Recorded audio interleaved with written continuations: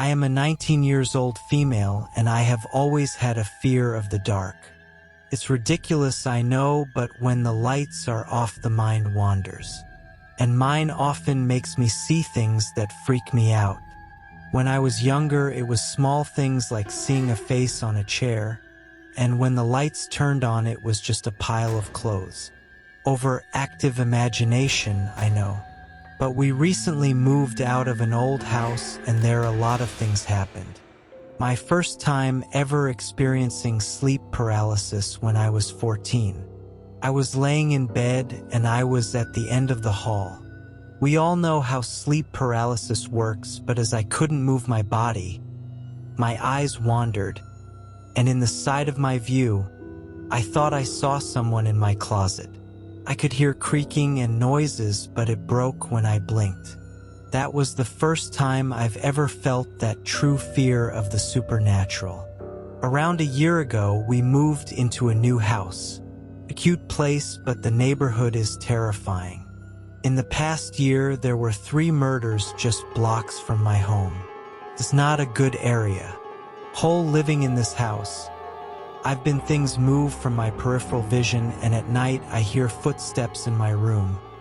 When I know everyone is asleep and no one else sleeps in here with me, I'll hear whispers in my ear that will cause me to wake up, and I have been experiencing nightmares that wake me up in a sweat. Nightmares are common for me, but these ones have become more gruesome. The other day, I was talking to my mother about my feelings of this house, and she said she also experienced something. She had woken up in the middle of the night to use the restroom. When she got out of bed, she said, "A tall black figure hovering over my father." She said she turned on her lamp and it was immediately gone. When she told me this, the lights above the kitchen bar flickered. It was chilling, but we shrugged it off.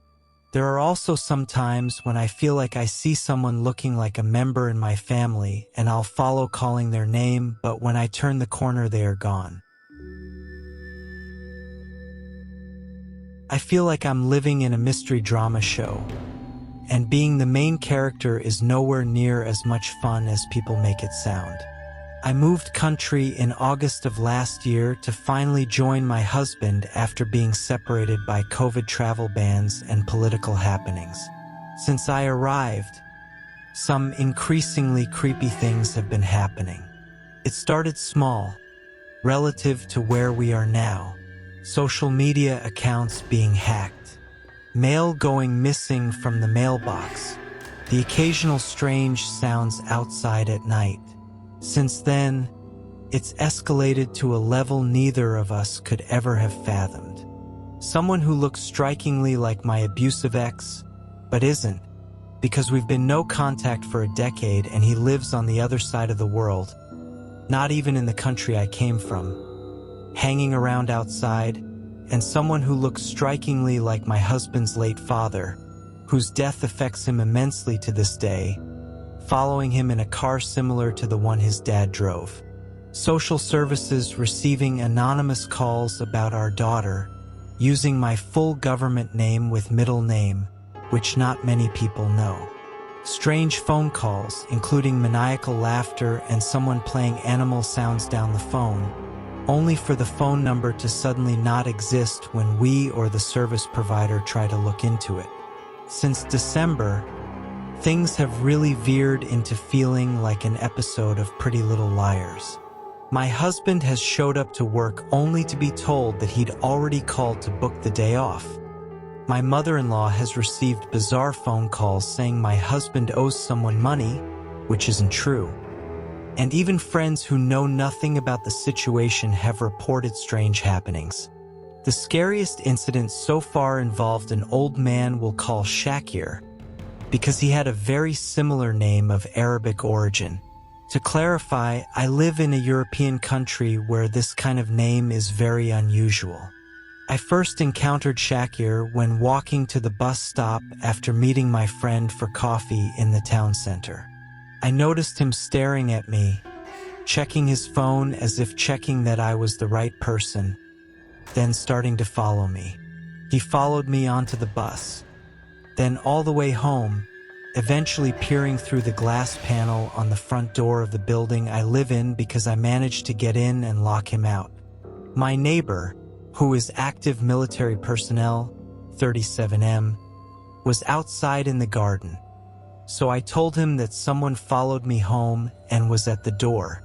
He went out and chased the man off, noting that he didn't speak much of the native language, but did appear to know my name and the name of another man living in the building. He told my neighbor that he was here to visit another neighbor, by name. After my neighbor didn't allow him in, he left, but 5 minutes later, my neighbor's phone rang from an unknown number. He answered, and the person on the other end said, "It's Shakir. Just wanted to say hello." That's how we know his name, but there was no way for him to have mine, and definitely no way for him to have my neighbor's number. We called the police, but they were unable to trace Shakir. We know that Shakir himself isn't the stalker because he was too obvious and haphazard compared to everything else, but believe that he may have been sent either to follow me and messed it up, or to intimidate me, which honestly kind of worked. We've nicknamed the person behind this the Puppet Master, because their personal hands-on involvement seems to be fairly low. They're just around behind the scenes making it happen. What terrifies me is that I don't know what their motive is, or their next step.